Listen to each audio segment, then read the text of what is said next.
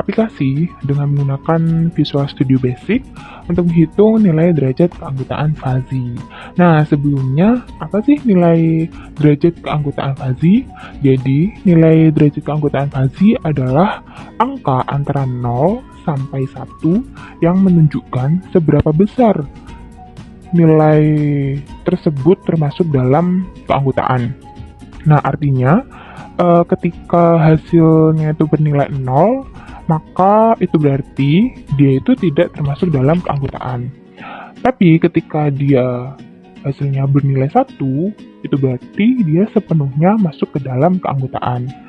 Dan untuk nilai di rentang 0 dan 1, dia berada pada sebagian keanggotaan. Misalnya, kita memiliki suhu sebesar 30 derajat Celcius. Suhu tersebut bisa jadi mempunyai nilai keanggotaan terhadap panas sebesar 0,7. Nah, nilai 0,7 itu artinya dia itu cukup panas, tapi tidak sepenuhnya panas karena dia tidak sampai pada nilai 1. Nah, itu cara singkatnya ya. Nah, jadi di sini nanti kita akan coba untuk membuat program aplikasi dengan fungsi keanggotaan kurva linear naik turun, kurva segitiga, kurva trapesium, kurva bahu, kurva sigmoid yang terdiri dari pertumbuhan dan penyusutan, lalu kurva lonceng, ada kurva pi, beta, dan Gauss, dan yang terakhir adalah operator OR, AND, dan NOT. Oke, kita langsung saja mulai ke langkah pertama, yaitu membuat desain aplikasinya di Visual Studio Basic. Nah, jadi untuk tampilannya seperti ini. Jadi kalau kita mempunyai banyak fitur atau menu dalam satu program nih, kita gunakan tab control. Jadi ada beberapa menu dalam satu program ya, kita gunakan tab control di sini. Ini tab control ini agar menu-menu itu tidak saling menumpuk gitu. Jadi nanti di setiap tab kita bisa isi dengan fitur yang berbeda. Misalnya seperti ini. Nah, tab pertama kita isi dengan fungsi keanggotaan kurva linear. Tab yang kedua kita isi dengan fungsi keanggotaan kurva S, lalu tab yang ketiga kita isi dengan operator-operator fuzzy. Nah, setelah itu kita gunakan group box. Group box ini kita gunakan untuk sebagai pembatas kotak untuk beberapa kurva yang ingin kita hitung nilainya nanti. Jadi di group box 1 ada kurvanya naik, ada kurvanya turun, terus kurva segitiga di masing-masing group box ya. Ini ada kurva trapesium, ada kurva bahu, kurva S pertumbuhan, kurva S penyusutan, kurva lonceng, dan ada juga operator AND, OR, dan NOT. Nah, lalu untuk tampilan gambar ini ya, kita menggunakan picture box. Kita gunakan picture box ini ada di sini untuk upload gambarnya. Jadi tinggal kita klik icon segitiga kecil di pojok, terus tinggal kita pilih gambar yang ingin diimport gitu. Pastikan juga untuk mengubah size modenya menjadi stretch image agar image-nya itu nanti langsung menyesuaikan dengan kotak yang sudah dibuat sebelumnya. Nah, terus untuk penamaan yang ini ABX result 0 ini kita tinggal gunakan label saja. Terus untuk yang count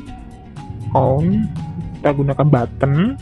Terus untuk yang input nilainya itu kita gunakan numeric up down, atau bisa juga dengan menggunakan text box seperti yang di operator fuzzy ini. Jadi kalau menggunakan text box kita tinggal ketik aja masukkan nilainya itu berapa itu. Terus untuk kurva lonceng kita memiliki sedikit perbedaan karena di kurva lonceng tadi kita memiliki 3 jenis ya, ada kurva pi, kurva beta, dan kurva Gauss. Jadi kita gunakan komponen radio button untuk tombol pemilihannya. Jadi nanti ketika kita klik kurva yang ingin kita hitung, maka nanti picture di sini juga akan berubah menyesuaikan dengan apa yang kita pilih gitu. Oke, jadi setelah desainnya jadi, selanjutnya kita masukkan program. Jadi untuk masukkan programnya, kita tinggal double klik di setiap button kurva-kurva ini, tinggal kita double klik, lalu kita tulis programnya di sini. Oke, kita import lebih dahulu library map-nya, lalu kita deklarasikan variabel yang akan kita gunakan di program ini. Di sini ada variabel A, B, C, D, X, Y, hasil 2. Nah, sebagai contoh kita ambil di kurva linear naik ya. Kurva linear naik. Nah, selanjutnya kita inisialisasikan nilai variabelnya. Jadi kita pastikan dulu untuk penamaan yang dalam kurung ini sesuai dengan penamaan komponen yang udah kita buat sebelumnya. Tadi kan ini ya. Nih, jadi namanya disesuaikan dengan yang ada di data bindings, di name, jadi node 1, ini node 2, node 3, begitu seterusnya ya. Jadi disamakan namanya. Oke, jadi untuk nilai A, B, X-nya ini tuh diambil dari input tadi. Kita masukkan input di kotak tadi. Lalu itu nanti diubah ke desimal agar hasilnya itu lebih akurat gitu. Nah, terus untuk algoritmanya sendiri itu disesuaikan saja dengan rumus yang sudah ada. Disesuaikan aja dengan rumus-rumus ini ya. Jadi untuk algoritma yang linear naik itu jika X kurang dari atau sama dengan A, maka nilai keanggotaannya itu adalah 0 ya. Terus jika X-nya itu berada di antara A dan B, maka nilai keanggotaannya itu dihitung dengan menggunakan rumus ini. X dikurangi A dibagi B dikurangi A. Nah, jika X lebih dari atau sama dengan B, maka nilai keanggotaannya adalah 1. Berarti dia adalah keanggotaan penuh. Nah, terus nanti hasil dari perhitungan ini ditampilkan di label dengan menampilkan 3 angka di belakang koma. Jadi ditampilkan di label ini. Nah, begitupun untuk program-program selanjutnya itu sama, tinggal disesuaikan aja dengan rumus yang tersedia sampai ke yang ini, operator NAP. Nah, oke. Untuk desainnya sudah selesai, programnya juga sudah dimasukkan. Sekarang tinggal kita coba untuk simulasi aplikasinya. Tinggal kita run aja dengan ini, kita klik dan menghasilkan tampilan seperti ini. Sini terdiri dari 3 tab, ada fungsi keanggotaan kurva linear, fungsi keanggotaan kurva S, operator fuzzy. Jadi kita tinggal klik-klik saja mau menggunakan yang mana. Oke, kita coba dulu untuk yang kurva linear naik ya. Kita coba input beberapa nilai random aja. Misalkan A kita masukkan nilai 20. Terus yang B mungkin 40. Yang X kita masukkan 30. Kita coba hitung, hasilnya adalah 0,5. Berarti dia termasuk dalam sebagian keanggotaan ya, karena dia setengah naik ya, berarti 0,5. Terus kita coba untuk kurva linear yang turun. Kita coba input nilai A-nya itu 50. A-nya kita coba 50, terus yang B mungkin kita coba 70. B-nya kita coba 70.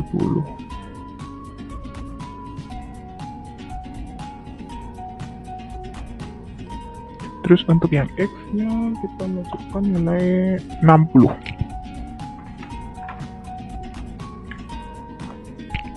Banyak aja. 60. Kita coba hitung count-nya, hasilnya adalah 0,5. Jadi ini juga termasuk dalam sebagian keanggotaan ya, dia setengah turun. Lalu selanjutnya kita coba ke segitiga.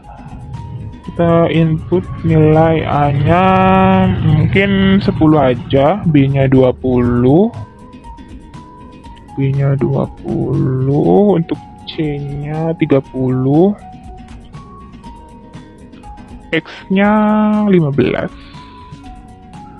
Kita lihat berapa hasilnya, dan 0,5 juga. Berarti ini juga termasuk dalam sebagian ya, dia termasuk dalam sebagian segitiga ini. Terus kita coba untuk kurva trapesium. Input nilai A-nya mungkin 10, B-nya 20. B-nya 20, untuk C-nya 30. Terus untuk D-nya 40.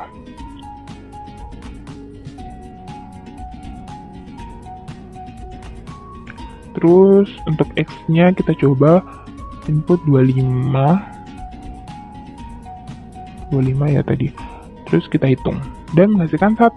Berarti dia termasuk dalam keanggotaan penuh di dalam trapesium ini. Di sini derajat keanggotaannya 1 penuh. Terus kita lanjut ke fungsi keanggotaan kurva S. Nah, ini kita coba dulu kurva bahu. Kita input A-nya mungkin 10, B-nya 20,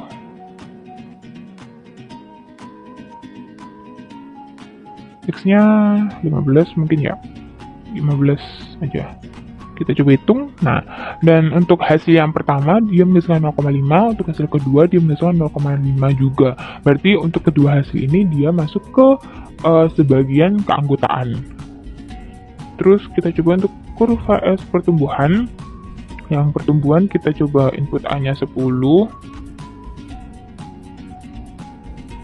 Input A-nya 10, terus input B-nya itu 20.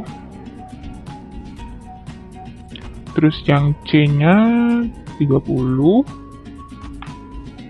X-nya 15.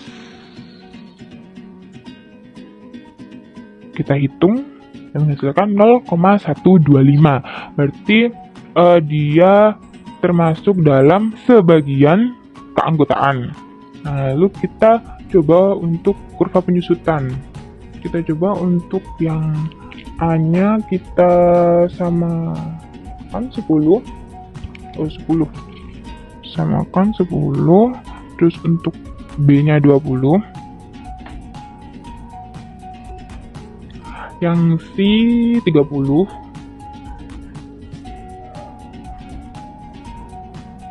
C 30.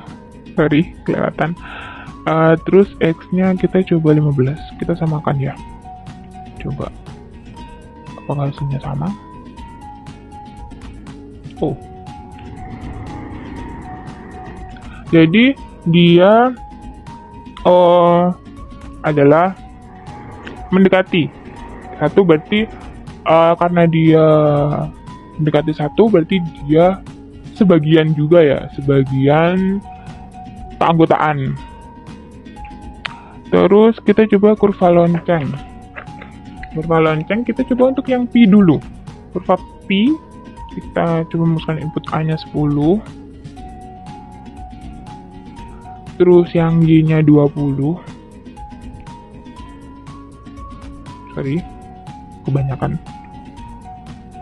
Y-nya 20.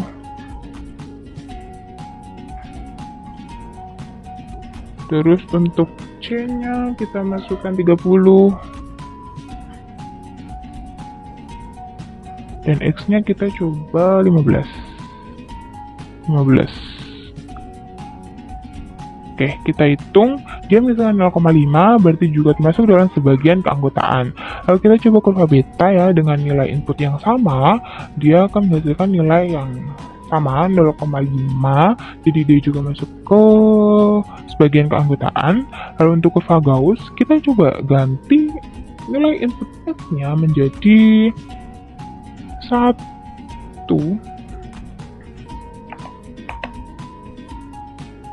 oh 15, 15, jadi gitu. Gauss menjadi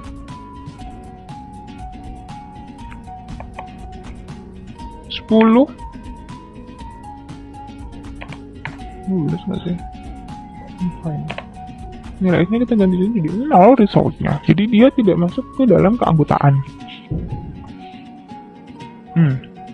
Jadi seperti itu. Terus untuk operator Fuzzy-nya, kita coba untuk nilai N-nya masukkan operator N ya. Masukkan 0,6.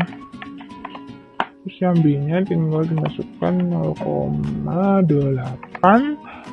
Hasilnya adalah 0,6. Jadi dia keanggotaan minimum. Kita coba untuk operator OR, masukkan 0,4. B-nya 0,9, untuk hasilnya adalah 0,9, jadi dia keanggotaan maksimum. Terus untuk notnya kita coba input 0,7, hasilnya adalah 0,3, berarti dia adalah kebalikan dari keanggotaan. Nah, masukkan ke room saja, jadi 1 dikurangi 0,7 sama dengan 0,3. Jadi semakin besar nilai X-nya, maka semakin kecil not X-nya, itu pun sebaliknya. Jadi itu aja untuk video kali ini. Berarti untuk mencoba membuat aplikasi menggunakan Visual Studio untuk menghitung nilai derajat penggunaan Fuzzy kita sudah berhasil. Jadi terima kasih.